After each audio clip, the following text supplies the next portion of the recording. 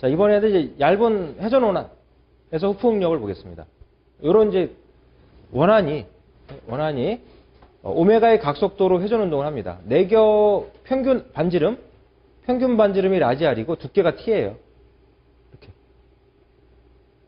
빠른 속도로 회전을 합니다. 빠른 속도로 회전을 해요. 그러면 힘을 받아? 빠른 속도로 회전을 해. 회전을 해. 이걸 회전시키는 힘을 얘기하고자 하는 게 아니라, 이걸 회전시키는 힘을 얘기하는 게 아니라, 빠르게 회전을 하게 되면 원심력이라는 힘이 발생하게 되고요. 그 원심력에 의해서 이 원안은 팽창을 해요. 무슨 방향으로? 원주 방향으로 팽창을 합니다. 그 원주 응력, 후프 응력을 구해보려고 하는 거예요. 얇은 회전 원안, 이렇게 해서 시험에 나오느냐, 그럼? 그게 아니라, 시험은 풀리나 플라휠의 원주 응력 계산하라. 이런 식으로 문제가 출제가 돼요.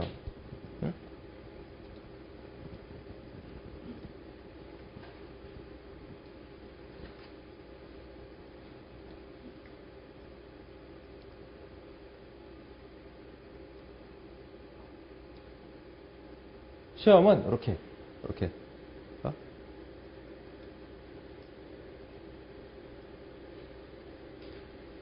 플라휠이나 풀리가 회전할 때 원주 응력 구하라. 이런 식으로 문제가 출제가 됩니다. 출제는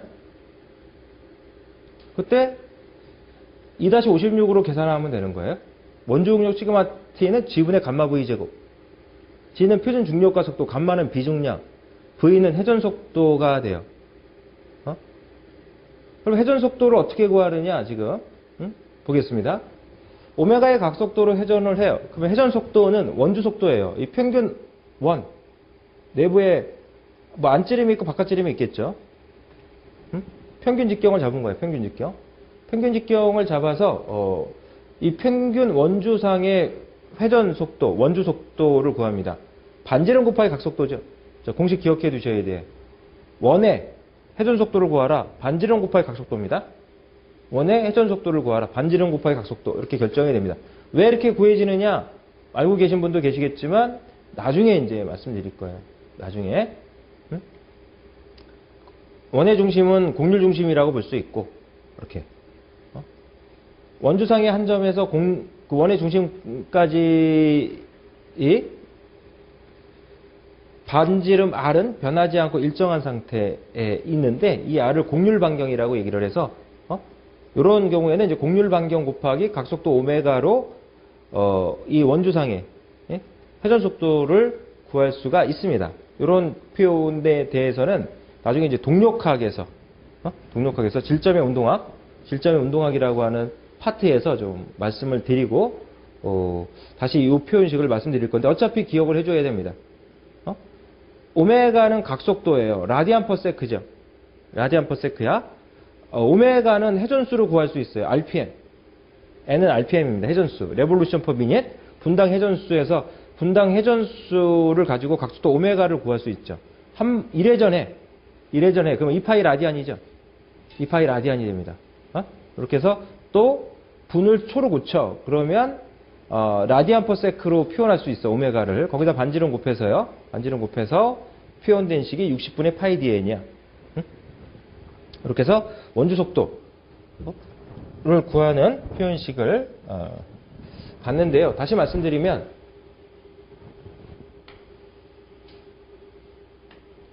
내압을 받는 얇은 원안에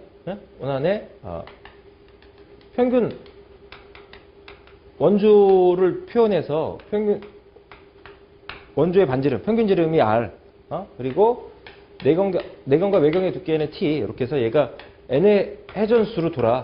RPM. 분당 회전수. 레볼루션 퍼 미닛으로 해서 돌아요. 그러면 각속도 오메가를 구할 수 있어. 60분에 어떻게? 60분, 분을 초로 고친 거죠. 1회전 했어. 2파이 라디안이죠. N바퀴 돌았어. 2파이 N. 이렇게 해주면 라디안 퍼 세크로 표됩니다. 자, 따라오셔야 돼요. 따라오셔야 돼. 만약에 기억을 예전에 기억했던 게 기억이 안 난다. 뭐 따라오셔야 돼. 따라오셔야 돼. 다 필요한 공식이야. 그때그때 필요할 때 써먹어야 됩니다. 그때 이제 원주 속도. 원주 속도는 원주 속도를 V로 봤어요. 원주 속도 V는 반지름. 반지름 R 곱하기 각속도 오메가 이렇게. 이렇게 해서 들어가면 2배의 R은 뭐야? 지름이죠. 반지름의 2배는 평균 지름이야. 평균 지름. 평균 지름 라디 D. 그러니까 시계 60분의 파이 D에 이렇게 해서 속도의 단위는 메타퍼세크죠. 메타퍼세크야. 초당 몇 미터 가느냐 이런 얘기니까. 그래서 회전수 원운동하고 있을 때 회전수 각속도 오메가 그 다음에 회전속도 V 표현식 단위들 자 받으셔야 되겠죠. 단위들은 기억을 해야 되는 것들이에요. 이렇게. 그래서 V라는 속도로 지금 돌고 있어. 그래서 얘가 원심력이라고 하는 힘이 발생하게 돼. 원심력. 원심력은 원주 방향으로 발생이 돼요. 원심력을.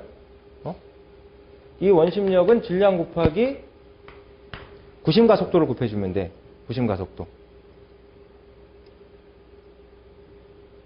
바깥쪽으로는 원심력이 작용하고요. 안으로는 구심력이라는 힘이 작용하게 됩니다. 그래서 A에는 구심력과 원심력의 크기는 같습니다. 그래서 질량 곱하기 법선가속도, 구심가속도를 가지고 구하겠다라는 얘기로 보시면 돼요. 원심력과 구심력은 방향이 반대고 크기는 같습니다. 구심력을 구하려면 질량 곱하기 구심가속도가 들어가요. 구심가속도는 법선가속도라고도 얘기를 합니다. 질량 곱하기 법선가속도는 R분의 V제곱이에요. R분의 V제곱. 법선가속도를 구하는 공식 또는 구심가속도를 구하는 공식에서 기억을 해두셔야 돼. R분의 V제곱. R분의 V제곱. 이렇게 해서 구하겠다. 법선가속도를 구하는 공식.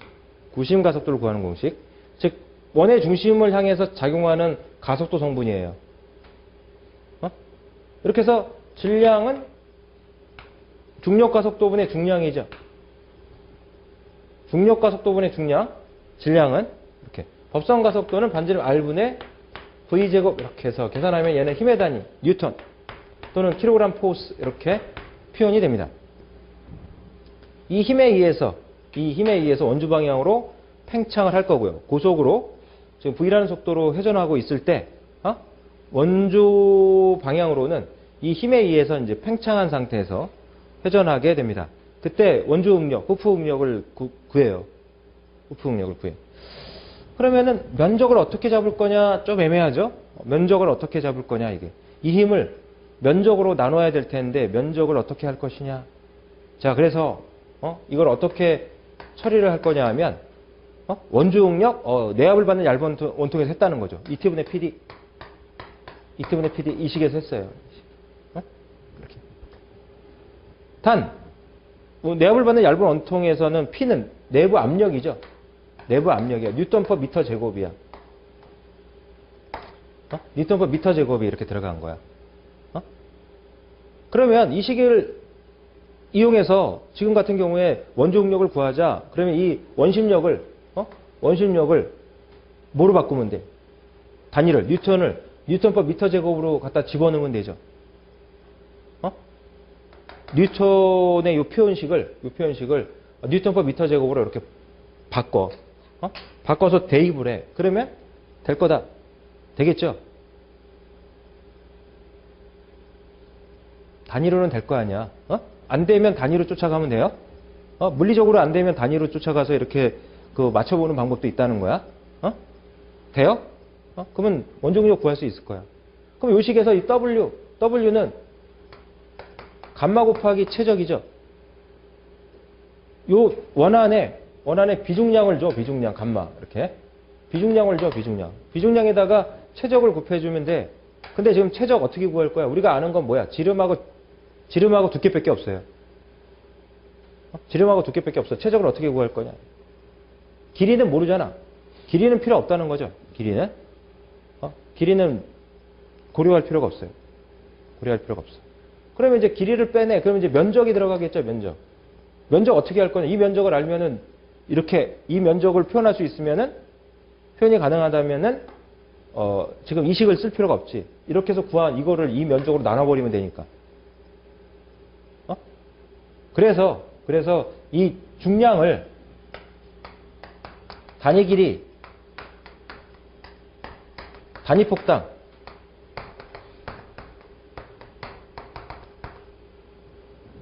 중량이라고 표현을 바꿔. 그러면 어떻게 돼? 뉴턴이었던 이 단위가 어떻게 바뀌어요? 뉴턴 퍼 메타로 바뀌겠죠. 뉴턴 퍼 메타 제곱으로 바뀌겠죠. 이거 어떻게 되냐? 뉴턴 퍼 메타로 바뀌겠지. 이렇게 뉴턴 퍼 메타.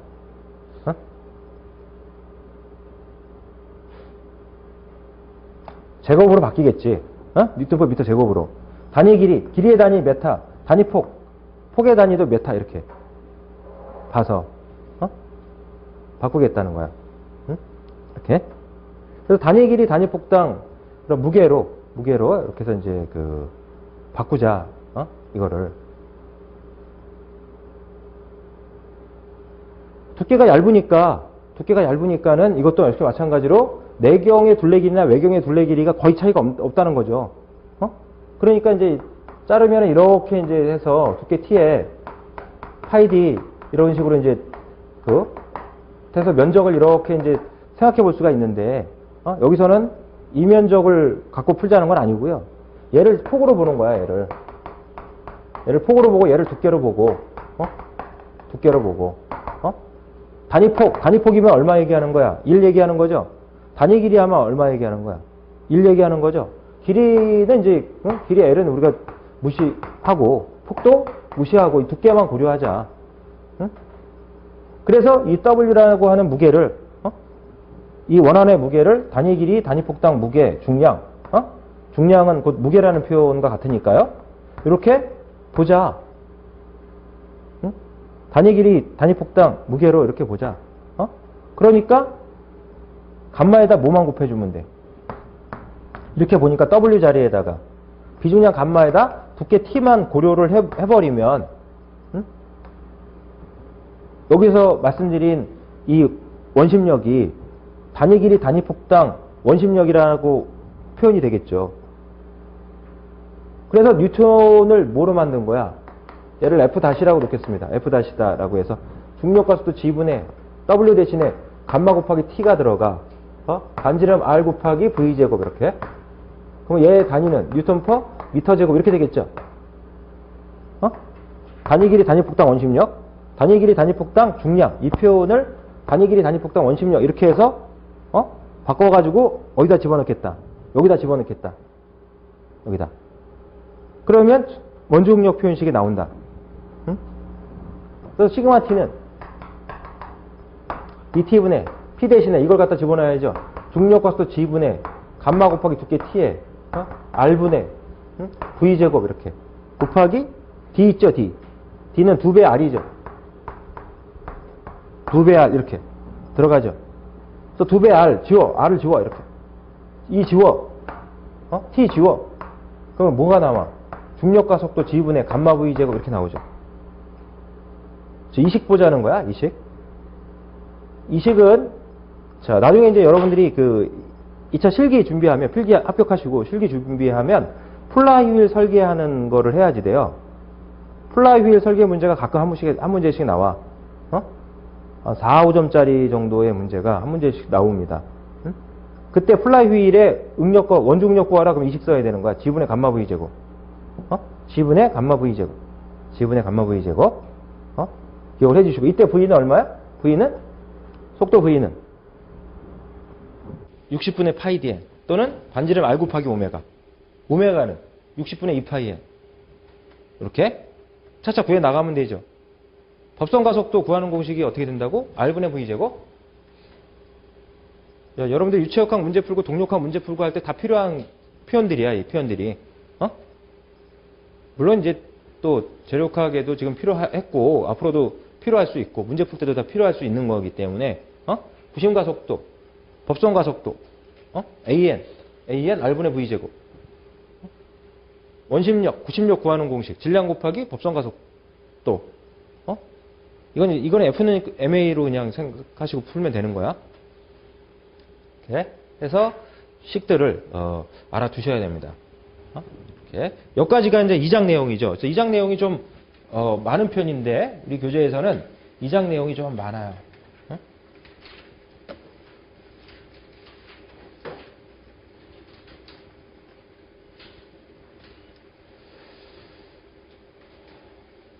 자, 연습 문제 좀 보도록 하겠습니다. 연습 문제 좀 보죠. 다 볼 수는 없고, 한 50여 문제 있는데, 이거 다 볼 수는 없고, 제가 이제 한 중 레벨 정도에서, 중 레벨 정도 문제에서 이제 몇 문제 보고 같이 지금 넘어갑니다. 넘어가고, 또 이제 여러분들이 꼭 봐둬야 되는 문제, 이런 거는 제가 좀 말씀드리고, 이렇게 좀 하겠습니다. 자, 먼저 그 1번 문제 이렇게 본다 하면요. 1번 문제. 그림과 같이 강봉에 인장하종 98kN이 작용할 때 전체 신장량은 얼마인가 그랬어요. 직렬 연결 부재죠. 직렬 연결 부재니까 어떻게 해주면 되는 거야? 각각 변형량 구해서 더해버리면 되는 거죠. 단 종탄성계에서 E는 196점이 기가파스칼이야. 기가파스칼이니까 10의 9승파스칼이죠. 10의 9승파스칼. 문제 풀 때 힘의 단위는 어떻게? 뉴턴. 길이 단위는 메타로 맞춰 풀겠다 그랬습니다. 그래서 기가파스칼 같은 경우는 뭐로 바꿔? 파스칼로. 뉴턴 퍼 미터 제곱으로. 하중의 단위 킬로 뉴턴이야. 하중의 단위는 뭐로 바꿔? 뉴턴으로. 1000뉴턴, 10의 9승, 파스칼. 이런 식으로 바꿔주면 되겠죠. 자, 지금 길이가 20cm, 30cm, 직경은 30cm, 20cm야. 센티미터는 다 뭐로 바꿔? 메타로 바꾸자. 그러면 0.3m, 0.2m, 0.2m, 0.3m 이렇게 되겠죠. 1cm는 100분의 1m입니다. 나누기 100 해주는 거죠. 나누기 100. cm를 메타로 고치려면 나누기 100, 0.3. 이렇게 해서 들어가면 돼요. 그러면 이제 말씀드린 대로 각각 L1과 L2의 변형량을 각각 구해서 더해버리면 돼. 그럼 전체 변형량이 나오는 거야. L1 길이에 대한, 요 L1 길이에 대한 변형량은 A1 2분의 P 곱하기 L1이죠. A 2분의 PR? A 2분의 PR? 그래서 지금 재질은 같고요, 지금. 재질은 같고, 그러니까 A1 2분의 P 곱하기 L1. L2에 대한 변형량은 A2 2분의 P2 곱하기 L2. 이렇게 표현되겠죠? 처음 본 공식이야? 이러면 안 돼. 이러면 안 돼. 봤던 거구나. 이렇게 감을 잡고 넘어가는 거죠? 집에서 복습 열심히 하시면 되고. 자, 이렇게 해서 이제 2분의 P는 똑같으니까 묶어냈어요. 2분의 P는 196점 2 곱하기 10의 9승 파스칼로 고쳤고, P는 98kN이니까 10의 3승에서 뉴턴으로 고쳤고, 가로 안은 A1분의 L1, 얘는 A1분의 L1, 4분의 파이 D 제곱이 면적이죠. 자, 4가 왜, 분자의 4가 어떻게 된 거예요? 이렇게 물어봅니다. 분모의 4가 분자로 올린 거죠. 분모의 분모는 분자로 올라갑니다. 4분의 파이 D 제곱이 4로 간 거죠. 4분의 파이 0.3의 제곱이야, 면적이. A1이. A1이. 이렇게 되죠. 4를 분자로 올린 거야.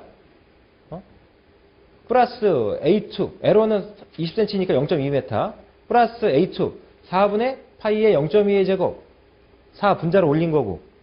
길이 L2 30cm니까 0.3m. 자, 그 다음 계산기 눌러야죠. 계산기 눌러. 가로 안부터 눌러야죠. 4 곱하기 0.2 나누기 파이 0.3의 제곱. 4 곱하기 0.2 나누기 파이 나누기 0.3의 제곱 플러스 플러스 4 곱하기 0.3 나누기 파이 나누기 0.2의 제곱 엔터. 때려요. 엔터 때려. 그 다음에 98 곱하기 10의 3승 나누기 196.2 나누기 10의 9승. 분모는 나누기로, 분자는 곱하기로 처리를 하면 되는 거야. 여러분들 계산기에 가로 열고 닫고 뭐 나누기 뭐 이렇게 다 기능이 있을 거야. 자, 그런데 그거 잘 사용하는 사람은 그렇게 사용하고, 아니면 이제 제가 얘기하듯이 눌러주면 되죠. 4 곱하기 0.2 나누기 파이 나누기 0.3의 제곱 플러스 4 곱하기 0.3 나누기 파이 나누기 0.2의 제곱 엔터 때려. 요 앞에 거를, 가로 앞에 거를 먼저 눌렀으면은 가로 열고 닫고를 해줘야 돼요. 그죠? 근데 가로 안을 먼저 계산기를 눌러버리면 가로 바깥에 있는 거는 가로 칠 필요가 없는 거니까 그냥 곱하기 나누기 해버리면 되는 거죠. 이제 그걸 잘 생각해서 계산기를 빨리빨리 눌러주시면 돼요. 계산하면 이제 메타로 나오고, 문제상에서는 밀리미터로 구하라고 그랬으니까 나누기 1000 해주면 되는 거죠. 곱하기 1000 해주면 되죠. 메타를 밀리미터로 고쳐주면 되는 거니까 1메타는 1000mm 해가지고 곱하기 1000 해서 계산해 주면은 이제 이렇게 이렇게 표현이 됩니다. 표현이 되는 거죠.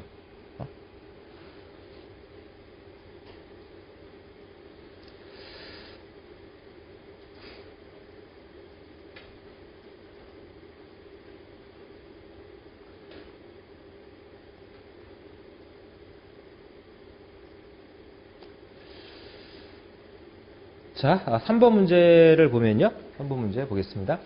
길이 L, 강봉을 25도씨에서 양단을 고정하였다. 양단 고정, 여름용 문제죠. 길이가 L인, 강봉을 25도씨, 초기온도 T1 25도씨, 양단을 고정하였다. 기온이 마이너스 5도씨로 내려갈 때 냉각입니다.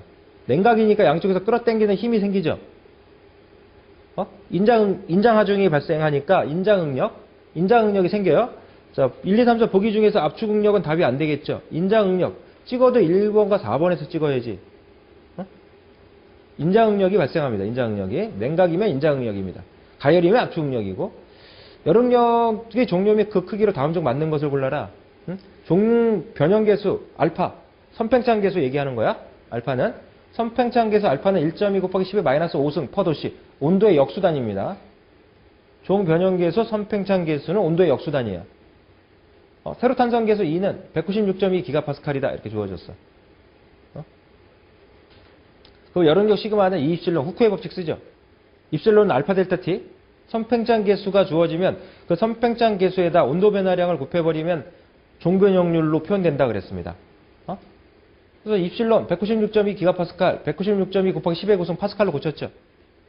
그 다음에 곱하기 1.2 곱하기 10의 마이너스 5승 선팽창계수 곱하기 델타 t는 변화 후 온도에서 변화 전 온도를 빼야죠. 마이너스 0.5 마이너스 25 마이너스 0.5 마이너스 25에서 마이너스가 튀어나왔어. 이 마이너스가 나왔다고 해서 압축응력 이렇게 보면 안 된다 그랬죠. 인장응력이다 그랬어요. 인장응력이다. 그래서 인장응력으로서 70.63 파스칼입니다. 곱하기 10에 마이너스 6승 해주면 메가파스칼로 바뀌죠. 10의 6승 뉴턴 퍼 미터 제곱으로 계산이 되면 파스칼이에요. 힘의 단위는 뉴턴, 길이 단위는 메타로 맞춰서 풀었으니까는 뉴턴 퍼 미터 제곱으로 나오니까 메가파스칼로 고치려면 어떻게 돼? 나누기 10의 6승 해줘야죠. 곱하기 10의 6승, 곱하기 10의 마이너스 6승, 또는 나누기 10의 6승 해주는 거야. 뉴턴 퍼 미터 제곱 파스칼에서 메가파스칼로 가려면 자, 여러 번 말씀드렸습니다. 그렇게 해서 메가파스칼로 계산한 거고요.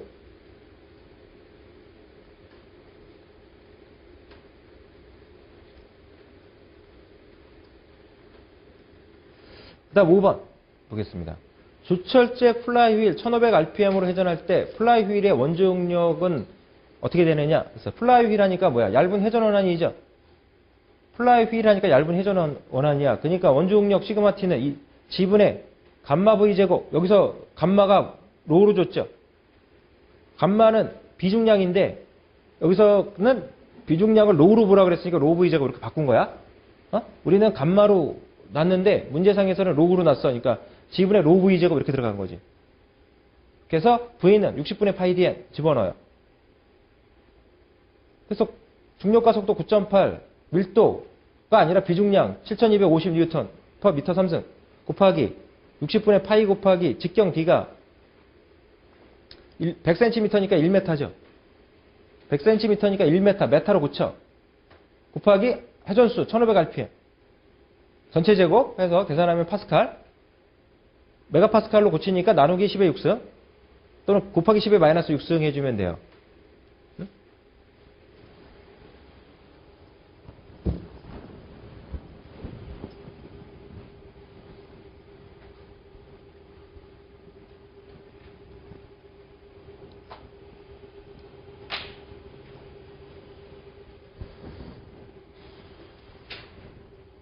자,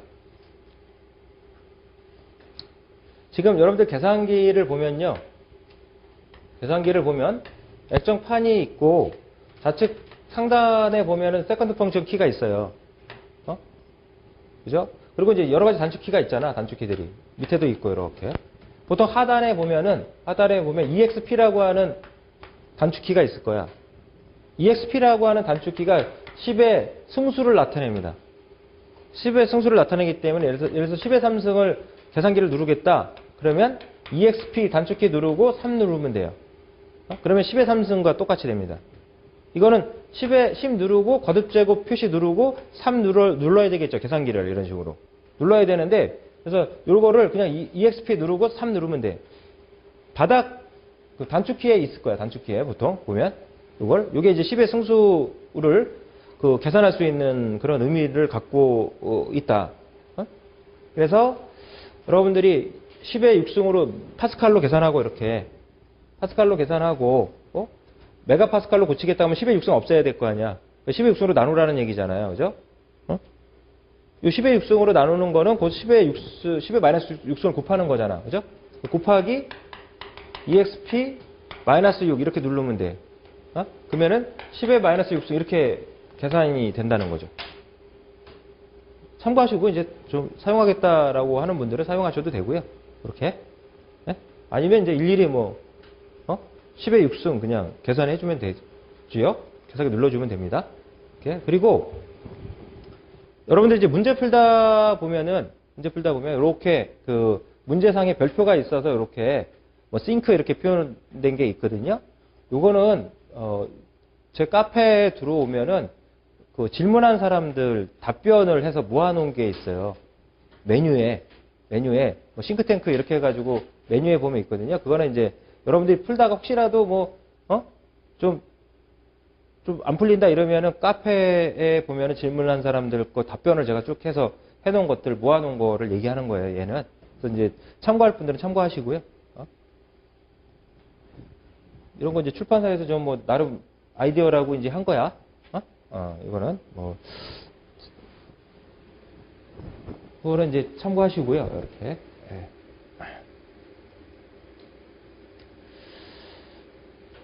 자, 하다 이제 9번 문제 같은 거 보겠습니다. 9번.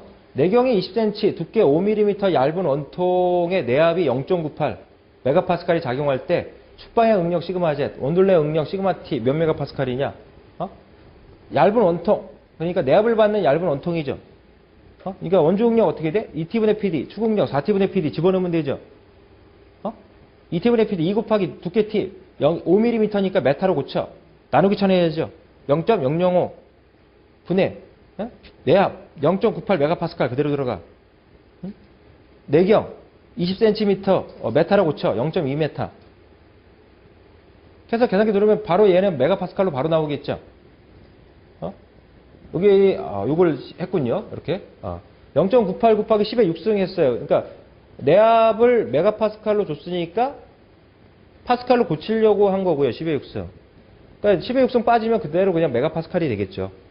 19.6 메가파스칼 이렇게 표현이 될 거고 추궁력은 원중력의 2분의 1이니까 나누기 2 해주면 되고 4T분의 PD 표현이 됩니다.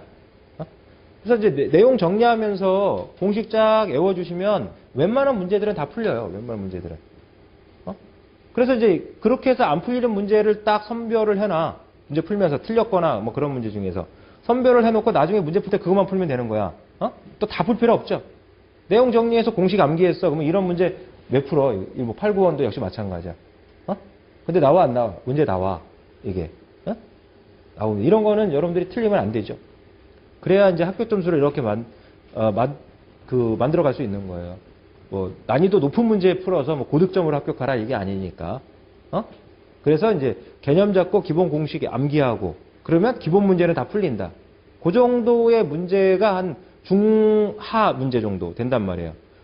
중중이나 중상 정도 문제를 풀려면 약간 공식을 변형시켜서 풀어야지 돼. 그런 문제들은 이제 중중 정도, 중상 정도. 그러니까 중레벨의 문제도 우리가 상중하로 나누자는 거야. 중레벨의 문제도 상중하로 나눴을 때 여러분들이 중중 정도의 문제들은 지금 이제 개념 정리하고 문제 풀고 이런 지금 풀어봤던 그런 정도 문제들이면 풀린다는 거야. 거기서 조금 변형시켜서 푼다 그러면 중상 정도 문제. 여기에 이제 난이도가 좀 높다 그러면 이제 상레벨의 문제들은 약 상위 20% 정도는 나올 수 있다. 20% 나와봐야 결과적으로 그 다 틀린다고 해도 80점이고 80점에서 중상 레벨에 있는 문제 한 또 20% 제낀다 그러면은 60점 되고 그래서 60점을 어떻게 만드는 거야? 기본 개념과 기본 공식으로 풀 수 있는 그런 문제들의 약간의 응용력. 그러면 60점 넘어간다는 거죠. 그 다음에 또 해야 될 건 뭐야? 잘 찍는 거죠. 잘 찍는 거예요. 잘 찍는 거. 찍는 것도 요령껏 찍어주면 한두 개라도 더 맞출 수가 있어요. 그렇게 하면 뭐 7, 80점 정도 점수 만들 수 있다. 자, 쉬워요. 이론적으로는 항상 쉽습니다. 말은 쉽게 잘해. 말은 쉽게 잘해. 자, 이게 전부는 다 아니죠. 자, 10번 문제 보겠습니다. 10번 문제. 이렇게. 길이 20cm, 한 변의 길이가 4cm인 정사각형 단면의 봉에 78.55kN의 압축 하중이 작용할 때 최적 변화량은 그랬어요. 단, 포화성입의 뮤는 n분의 1, 이꼴 4분의 1. 탄성계수 E는 196.2 기가파스칼이야. 자, 문제를 딱 봤어. 뭘 구하려는 거야? 어디에 초점을 맞춰야 돼? 구하라고 하는가? 최적 변화량을 구하라고 했어. 그러면 뭐에서 구할 거야? 공식을 딱 올라와야 될 거 아니야, 공식이. 어떤 공식 쓸 거야? 최적 변화량이, 최적 변형률 쓰면 되겠구나. 최적 변형률 쓰면 되겠구나. 압축 하중이 작용하네? 이건 뭐야, 지금? 한쪽 방향만. 한쪽 방향으로만 압축 하중이 작용하는 거죠? 그러면, 일방향에서 하중을 받을 때, 일방향 응력이 발생할 때, 최적 변형률 입실론 V는 입실론의 1-2면. 이렇게 되겠죠. 물론, 인장 하중, 인장 응력 상태로 해서 정리한 식이야. 압축 하중, 압축 응력을 받는 상태에도 적용할 수가 있어. 최적 변형률의 정의는 원래 최적분의 최적 변화량이야. 압축을 받으니까 최적 변화량은 플러스야, 마이너스야. 증가야, 감소야. 감소죠?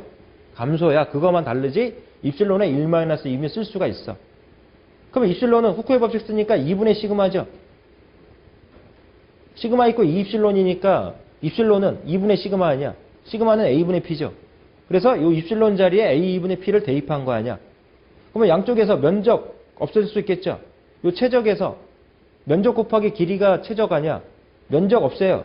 그러니까 최적 변화량은 2분의 PL. 면적은 최적에서 없어졌고 남은 L은 우변으로 넘긴 거죠. 2분의 PL. 1-2면 식 이렇게 정리되겠지. 여기다 집어넣고 계산기 누르면 돼. 중탄상계수 2는 196.2 곱하기 10의 9승 분의 78.5 곱하기 10의 3승 곱하기 0.2 압축 하중이니까 여기에 마이너스 집어넣으면 델타 V는 마이너스 나오겠죠. 근데 이제 지금 크기를 물어보는 거지 증가냐 감소냐를 물어보는 건 아니잖아. 그러니까 크기만을 구한 거야. 그러니까 압축 하중 78.5 kN. 78.5? 5 하나 빠졌네. 이거 78.5로 보세요. 5 하나 빠졌으니까 이제 5 하나 없애자고 78.5로 그냥 푸세요. 곱하기 10의 3승 곱하기 0.2 곱하기 1-2 곱하기 4분의 1 이렇게 되겠죠. 계산기 누르면 돼. 그럼 메타 3승으로 떨어져. 최적 변화량이니까. 보기를 보니까 센티미터 3승으로 돼 있어. 그럼 센티미터 3승으로 고쳐야죠. 10의 마이너스 10의 6승 해줘야죠. 1m는 100cm 10의 2승 센티미터 아니야. 그거의 제곱이니까 10의 2승, 10의 3승, 10의 2승의 3승은 6승. 곱하기 10의 6승. 그러니까 10의 마이너스 1승만 남겠죠. 0.04 cm 3승 이렇게 떨어집니다. 자, 여러분들이 이제 문제를 푸는데 여기까지는 수작업이야. 여기까지는 수작업이고 여기까지는 뭐야? 요거는 계산기 누르는 작업이야. 지금은 여러분들 훈련이 안 돼 있으니까 여기까지 다 수작업하고 연습장에다 다 쓰고 볼펜으로 쓰든 계산기 샤프로 쓰든 다 쓰고 그 다음에 계산기 눌러서 답 확인하고 이렇게 이제 하시고 어느 정도 익숙해졌다 그러면은 여기까지는 수작업. 그러니까 두 번째 문제 풀 때는 여기까지는 수작업 내지는 머릿속에서 딱 돌리고 그 다음에 계산기 누르고 수작업을 줄여야 됩니다. 그래야 시간이 단축이 돼요. 수작업 다 해놓고 계산기 다 누르고 그러면 좋죠. 안전하게. 근데 시간이 그렇게 넉넉히 안 준단 말이야. 그러니까 계산기 누르는 작업 요런 이제 수작업은 하지 말아야 돼. 실제 시험 볼 때는. 그러니까 연습이 필요하다는 거야. 그래서 잘 학점도 좋고 그런 분들이 자격증을 다 딸 수 있느냐? 그렇지는 않아요. 연습이 안 하면은 가서 합격을 못 합니다. 시간 내에 푸는 그 연습을 충분히 해준 사람이 가서 좋은 점수를 낼 수밖에 없어. 그러니까 잘 안 되는 분도 너무 잘하는 사람들에 대해서 좀 영향을 받고 좀 공부를 해야 되겠지만서도 의식 너무 크게 할 필요는 없어요. 자, 그래서 계산기 누르는 작업, 적당한 수작업과 계산기를 빠르게 정확하게 누르는 거. 이게 한 문제로 덮을 수 있는 그런 시간 단축 방법이다. 보시면 되고요. 이렇게.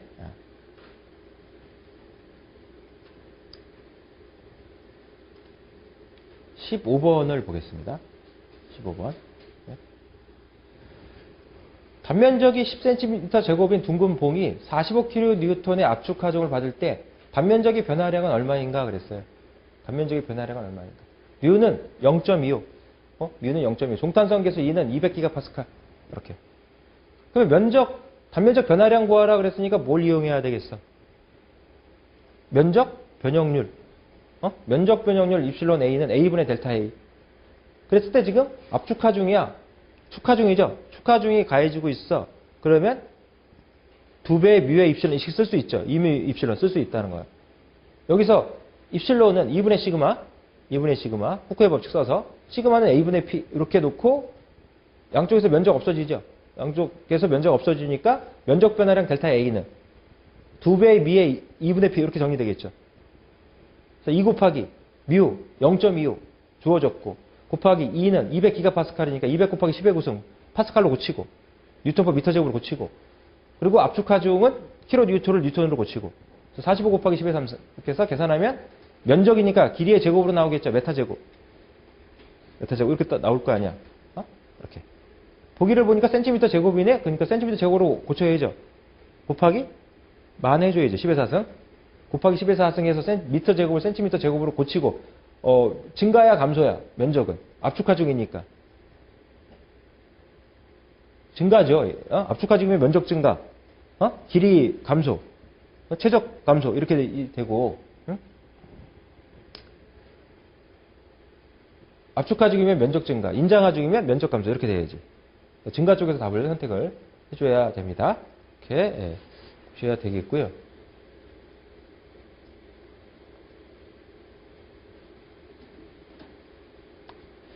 19번을 보겠습니다. 길이 12cm, 직경 4cm의 압축제에 83N의 물체를 30cm 높이에서 낙하시킬 때 생기는 길이의 주름은 얼마인가? 길이의 주름은 얼마인가 그랬어요. 얼마만큼 줄어드느냐? 수축량 구하라는 거죠. 그리고 30cm 높이에서 낙하시켰어. 충격 하중이죠. 충격 하중에 의한 충격 변형량 구하라는 거야. 충격 변형량 델타는 델타 제로의 1 플러스 루트 1 플러스 델타 제로분의 2H 이 식에서 계산해주면 됩니다. 이렇게 해서 델타 제로를 구해줘야죠. 델타 제로. 델타 제로는 A분의 WL. A분의 W는 시그마 제로입니다. 그래서 시그마 제로 먼저 구한 거죠. A분의 W. 면적은 4분의 파이 D 제곱. 4cm니까 0.04 메타. 그래서 4분의 파이 곱하기 0.04의 제곱. 면적.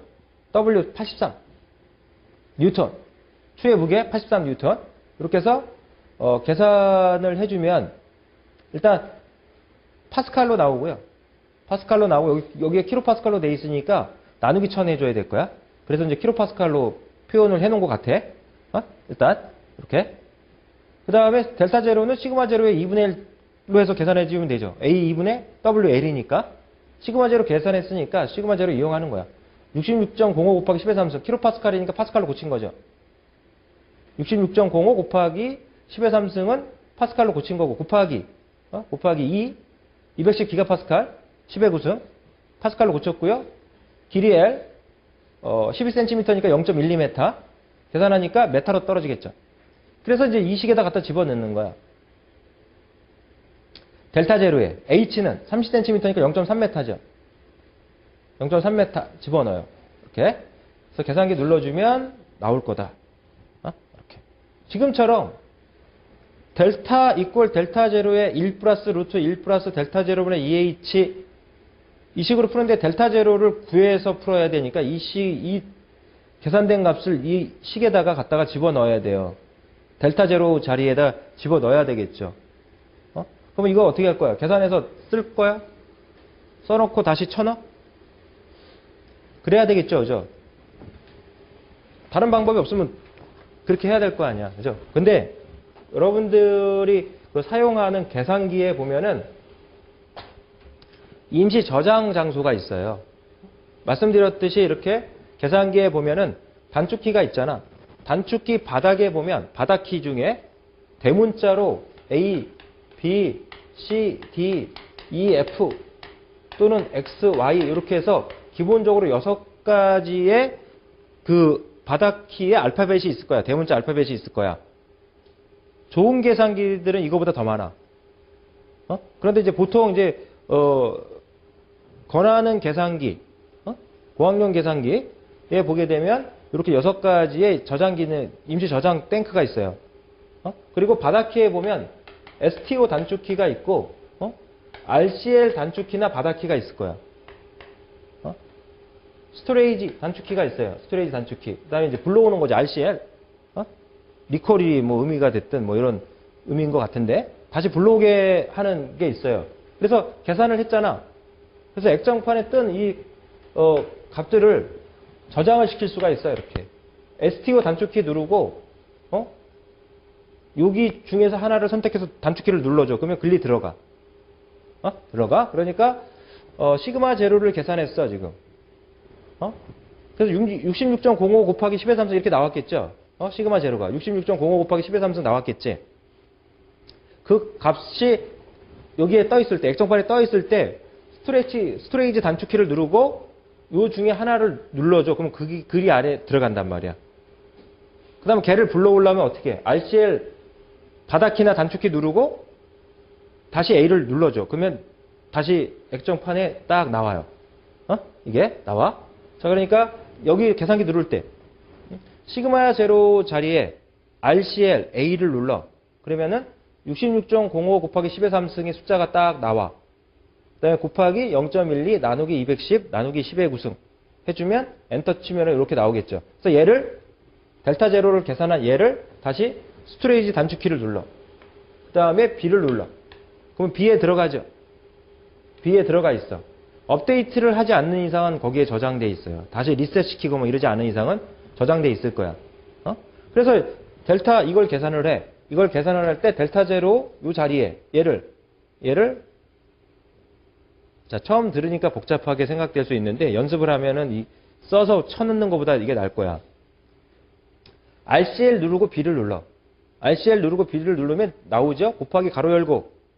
가로 안을 먼저 누르면 상관없지만 얘를 먼저 누르면 가로 열어줘야죠. 가로 열고 1 플러스 루트.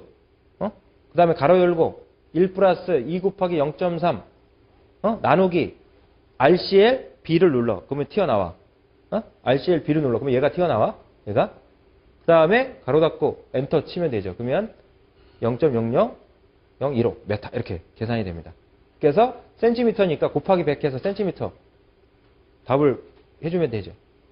그런 식으로 계산하고 계산기를 써먹을 수가 있을 거예요. 그래서 계산기 여러분들이 이제 계산기 지금 별로 그렇게 큰 신경을 안 쓰는데 시간과 이게 비례하기 때문에 여러분들 계산기 잘 누르면 그만큼 한 문제라도 더 풀 수가 있어요. 문제 푸는 그런 거와 관련이 굉장히 높아요. 정확하게 빠르게 눌러주는 거. 그러니까 충분한 연습을 하고 가셔야 됩니다. 눈으로 보면 다 이해가 되지. 눈으로 보면 다 이해가 되는데 눈으로 스캔해가지고 머릿속에서 다 계산해서 답을 보여주는 게 아니잖아요. 그죠? 그러니까 이제 여러분들 직접 다 눌러서 확인을 하시고 답을 골라줘야 되니까 좀 써먹을 필요가 좀 있을 것 같고요. 이런 것들은 이제 말씀드렸듯이 우리 홈페이지 들어와서 우측 상단에 보면 무료 강의라고 있을 거야. 우측 상단에 무료 강의에서 클릭해 보시면 거기에 계산기 누르는 거 이런 거 좀 제가 예전에 찍은 동영상이 있거든요. 그래서 그거를 보실 수가 있어요. 그래서 그거를 좀 참고하실 분들은 참고하셔서 이렇게 보시고 아니면 제가 카페에도 올려놨거든요. 카페에도 그런 동영상을 올려놨기 때문에 여러분들이 카페에서 좀 참고할 만한 거는 참고해서 계산기 누르는 거는 어느 정도는 해결해 놓고 문제를 푸셔야지 문제 풀 때마다 계산기가 안 돼가지고 고민을 하면 얼마나 좀 답답하겠습니까? 그죠? 그러니까 그런 거 없이 이제 문제를 쭉 풀어야 좀 넘어가죠. 이렇게 수월하게 단계별로 넘어갈 수 있을 겁니다. 그래서 그런 거 좀 참고를 해서 좀 풀어 나가시기 바랍니다. 23번 문제를 볼게요. 23번 문제. 탄성한도 내에서 인장하중을 받는 봉에 발생하는 직경이 2배가 되면 단위 최적당 저장되는 탄성 에너지는 몇 배인가 그랬어요. 그렇죠? 단위 최적당 저장되는 탄성 에너지니까 탄성 에너지 개수죠. 그리고 탄성한도라는 표현은 수직 응력을 얘기합니다. 탄성한도니까 탄성응력 이런 표현으로 보자. 그러니까 이제 수직 응력을 얘기하는 거야. 그러니까 탄성 에너지를 단위 최적당 탄성 에너지를 구하는 공식이 2분의 시그마 제곱 이렇게 표현이 돼요. 다른 조건은 다 똑같아. 직경만 달라. 직경만 2배가 된 거야. 2배가.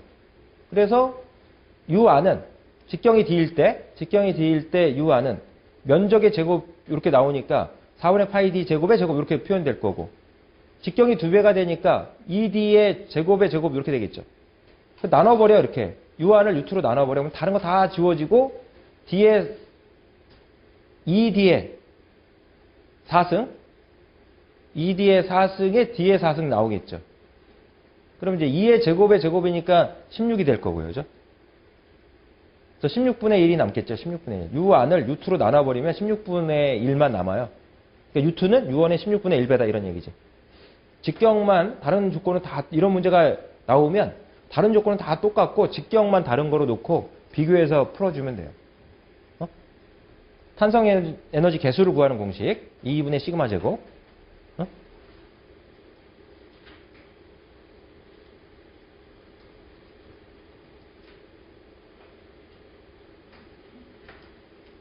저 29번 질문하는 분도 가끔 있는데 이 그림 때문에 그림을 이해 못해가지고 질문을 하시고 좀 오버하는 분들이 가끔 있는데, 이거는 뭐 기회가 되면 다음에 한번 풀어드리도록 하고요. 이렇게. 예. 자, 쭉 한 번씩 풀어보시는데, 한 40번 정도 문제까지는요, 그냥 평이한 문제예요. 평이한 문제야. 46번, 이것도 뭐 수업 전에 한번 말씀드렸죠? 평이한 문제야. 평이한 문제. 자, 가끔 가다 한 번씩 나오는 좀 난이도가 그래도 중상 정도 되는 문제들을 좀 찍어드리면, 48번. 최근에도 가끔 한 번씩 출제가 됐습니다. 48번. 이런 것도 한 번씩 출제가 된 문제, 다 출제가 된 문제야. 51번 문제하고 53번 문제하고, 요거는 51번 문제하고 53번 문제는 이거는 이제 구장 정리하고 보세요. 지금 아마 해설을 봐도 공식을 얘기 안 했던 공식들이 있기 때문에 구장에서 나오는 공식들입니다. 그래서 여러분들이 지금 풀려고 그러면 안 풀릴 거야. 그러니까 이런 건 체크하고 넘어가시라는 거야. 그래서 구장 정리하면 이제 풀릴 거다. 그리고 54번 이런 것들이 좀 하이 레벨 문제다. 54번 이런 문제들이 한 번밖에 안 나왔다 지금까지. 이런 유형의 문제들이 가끔 어쩌다 한 번은 나오는데, 지금은 이제 병렬 부재예요. 최근에는 직렬 부재로 해서 나왔다 그랬죠. 직렬 부재와 여름력을 결합해서 나오는 문제들이야. 그런 문제들은 이제 좀 상 레벨의 문제로 볼 수 있어요. 이렇게 들어 있고, 그다음에 이제 56번 이런 것도 중상 정도 문제가 됩니다. 최근에도 좀 나왔었고 56번. 이렇게 57번 모멘트 원리를 이용하면 간단하게 풀 수 있습니다. 최근에도 나왔었고 57번 이런 것들. 58번이나 59번 이런 것들은 뭐 중상 레벨 정도 문제 됩니다. 1장에서 정리했던 내용들이랑 같이 커플해야 될 거야. 모멘트 평형식 세우고 해야 되니까. 자, 근데 59번도 이것도 최근에도 몇 번 나왔어요. 최근 몇 년간 사이에 보면 몇 번씩 나왔어? 이렇게 59번 이런 문제들 봐두시고, 57번도 최근에 나왔을 거야. 최근에도 나왔었고 56번도 그렇고. 그리고 이 50번도 가끔은 나옵니다. 중상 정도 문제로, 중중 정도? 중중이나 중상 정도 문제로 생각하면 되고요. 뭐 스프링의 탄성 에너지 이런 것들은 뭐 나중에 4장에서 얘기하니까 또 4장에서 내용에서 했던 거랑 또 좀 붙이면 되는데 뭐 그런 관계없이 여러분들이 풀 수 있을 겁니다. 따로따로 해서 더해주면 되는 거기 때문에. 다음에 48번도 이제 최근에 좀 보면 나왔던 문제고. 이렇게. 그래서 이 정도 48번 정도 이후 정도 문제들은 한 중중이나 중상 아니면 상레벨 정도의 문제라고 생각을 하시면 되고 47번까지는 그냥 평이한 중중 정도의 좀 해당되는 중상, 중중 정도, 중하, 중중 정도 그 정도 해당되는 그냥 문제로 보고 보시면 돼요. 그래서 무난하게 풀 수 있을 거고 48번부터는 조금 이제 고민을 한 번씩 하면서 풀어야 되는 그런 문제일 겁니다.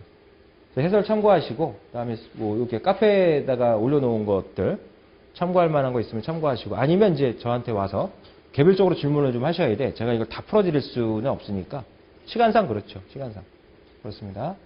그래서 풀어보시면서 개인적으로 좀 해결해야 될 것들 잘 안 된다 그러면 좀 쉬는 시간에 잠깐 와서 좀 질문을 좀 해주시고 또 베이스가 안 된 상태에서 질문을 오시면 시간이 너무 걸리니까요. 충분히 좀 나름 고민을 좀 해보시고 제가 조언을 해드릴 수 있는 것들이 뭔지 이렇게 한 번씩 좀 고민하고 오시면 금방금방 해결이 될 수 있을 텐데 그렇지 않으면은 붙잡고 뭐 이렇게 계속 얘기를 해야 되는 이런 상황이 돼버리면 그거는 서로 피곤하죠. 그거는 한 번씩 고민 좀 해보고 와서 질문을 좀 해주시기 바랍니다. 그래서 오늘은 여기까지 하고 내일은 3장 평면도형의 성질 평면도형의 성질에 대한 내용들을 정리해 가도록 이렇게 하겠습니다. 오늘 여기까지 하겠습니다. 수고했습니다.